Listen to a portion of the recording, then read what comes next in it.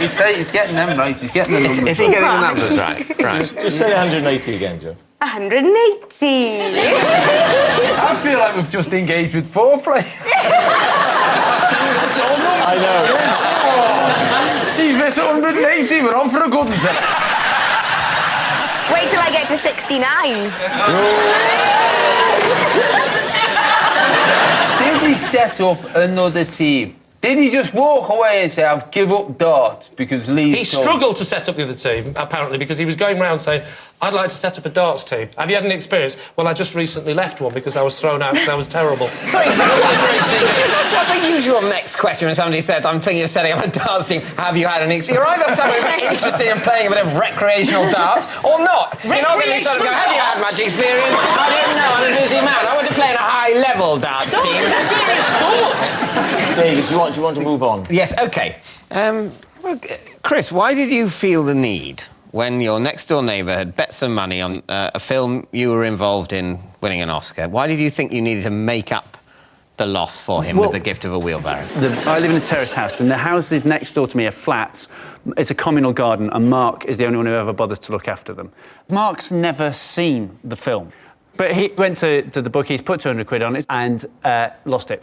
In the conversation that we were discussing it came up that he needed a wheelbarrow, and I felt bad because he'd sort of staked it. So if he'd have said I could do with a leg over, you'd have said, well, there's me missus. You know what I mean? I feel really bad about the bet. No, John. No, I wouldn't. I don't know how things work where you live, but wheelbarrows and women are not the same thing where I'm from. You may well have given him the wheelbarrow to assist him in cleaning up the communal gardens, but surely you didn't give him the wheelbarrow as compensation for your film not winning the Oscar. I'd sort of intended to offer that he might borrow it. It kind of got out of hand. OK, now, Patsy, you have a fear of water, is that right? I did. Right. Yeah. Have you had this all your life, or was there some harrowing experience you could amuse people with? Yeah, I think so, but I didn't really know that I had it. Right. How did you not know you were scared of what surrounds us? Because I've always swam, but I just You swam, but you didn't know you were shitting yourself. But you wouldn't refuse to swim? No, I swam. So why we had to swim when we were kids. We just used to get put in. It was freezing cold. Don't you remember when the teachers used to make you get in? And that was worse then because it was freezing cold. Kids would be crying, swimming, but they did actually make you get in. Sounds like you're talking about Dunkirk.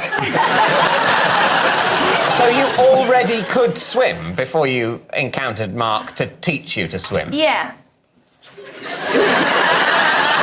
Right. How was your first lesson? When Mark said, right, let's have a go at the water, and you did 20 lengths. What did he say after that? I didn't do 20 lengths. So you decided you're going to have some lessons in order to improve the efficiency of your swimming, and then you get into the water and you realise, oh, my God, I hate it here. This has been the problem. It wasn't the efficiency of my kicking and arms, it was that I hated it. No, I just realised that I was actually quite scared of water. That's why I don't swim very well. But you know I don't breathe underwater. None of us breathe underwater. I mean, that's a standard human thing. No, you can breathe underwater. No, you definitely can't. This should have been left and number one. This is basic stuff, telling them this. Just because I throw you out the darts team and you're looking for a new career, telling people they can breathe underwater. Right, David. We need an answer. Lee gives every impression of knowing a bit about darts, but then I'm perhaps not the best person to scrutinise that. He knows his darts, that doesn't mean that story's true. I believe Chris, because of the wheelbarrow, or I believe Patsy, because Mark looks quite built. So what are you going to say then, David? Who are you going to go for? I'd go with Patsy. Yeah, I think Patsy, yeah. So you're saying Patsy's swimming instructor. Mark, would you like to reveal your true identity? I am Patsy's swimming instructor, and I helped her get over her fear of water. So, Mark, the first thing I want to clear up is this thing of telling her that it is possible to breathe underwater. That's not quite true. She does very good front crawl. Really? Good breathing technique and breathes out underwater, doesn't breathe in. Thank you, thank you, thank you.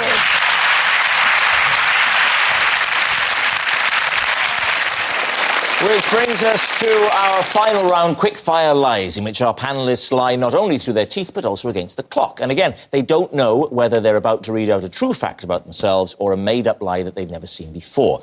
And we're starting with... David.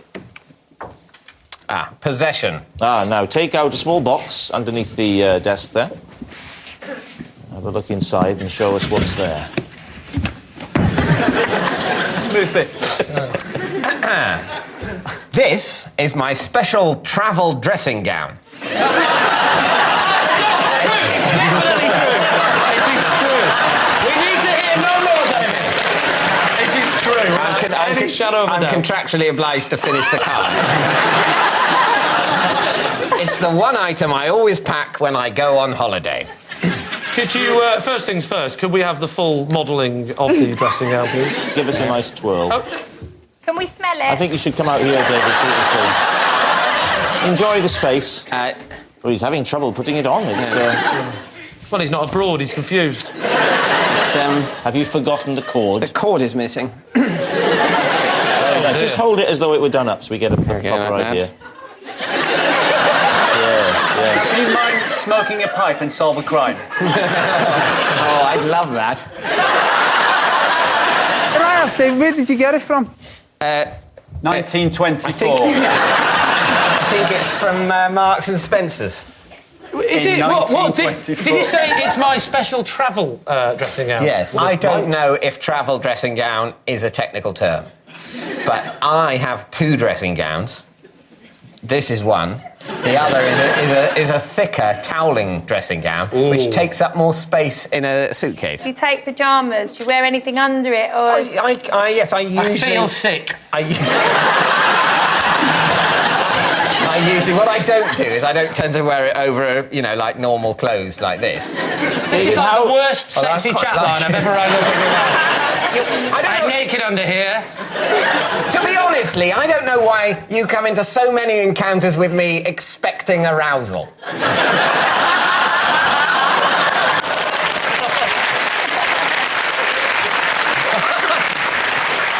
Does that go with you at any trip or certain trips? No, only if I'm going to stay the night somewhere. Yeah, obviously, yeah. I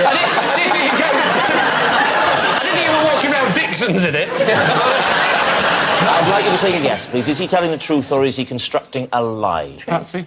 True. You think it's true? Yeah. Chris? Based on the design of the dressing gown and his demeanour, I think they fit.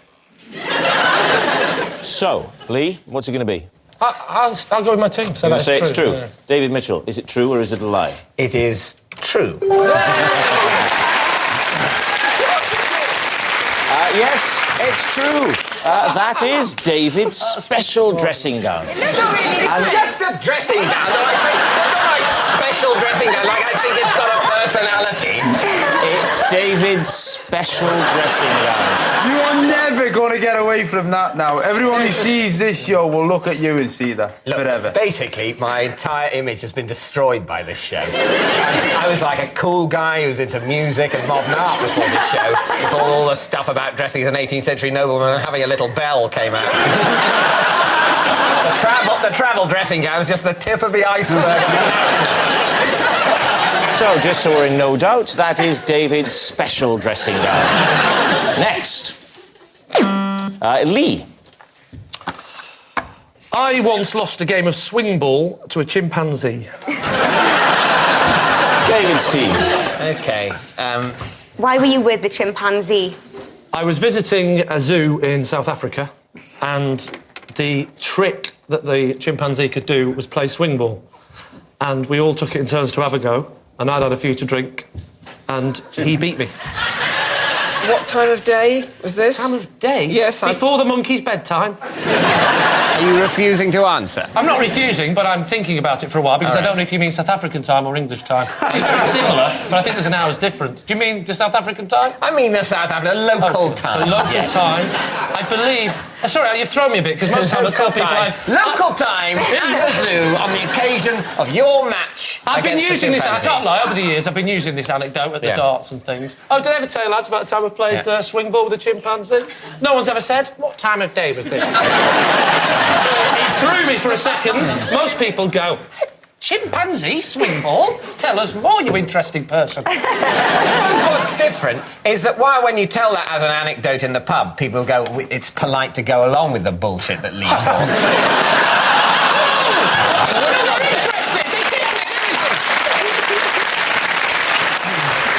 Why were you in South Africa?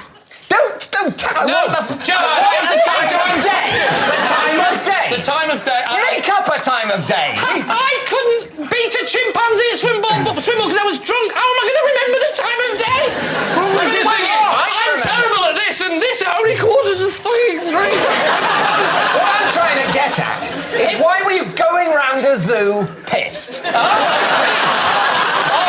It's not a usual post-pub trip. Let's have a few jars. I'll tell you what, I fancy a trip round the zoo. Around about 1 in the morning, they get the chimp out, and the chimp takes people on a swing ball. The chimp likes nothing more than a load of pissed contestants. Yeah, well, we don't all go to the British Museum for stag weekends.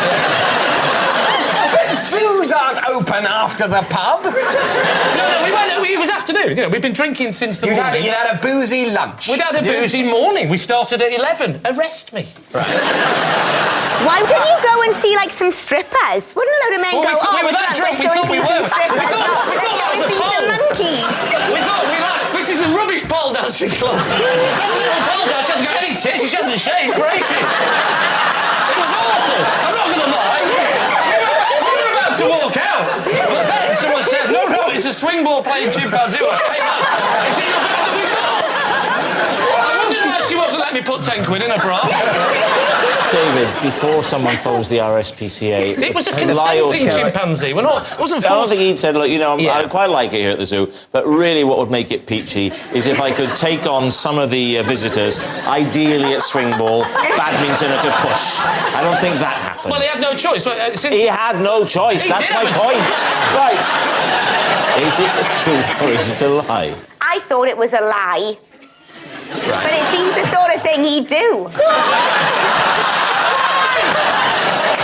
I think it's a lie, but I'm happy to be... Yeah, I'll go with it's lie. a lie. We'll go with lie. We all say it's a lie. Yeah. Yeah. All right. Lee, truth or lie? It is, in fact, a lie.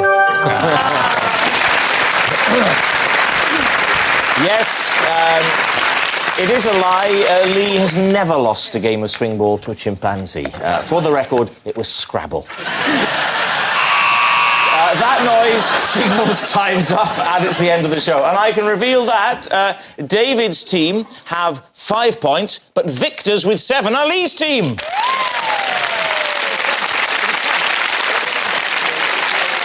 But of course, it's not just a team game, and my individual lie of the week is Joanna Page! Yes. Joanna Page. And let me assure you that that's not favouritism because she's Welsh. Da iawn, Jo, croeso mynd, ych lag yn awd I fi ddod lag yn gyrnydd hyn awd I fi. No, es i'r clwb iau gyda ffrindiau neithiwr. Good night.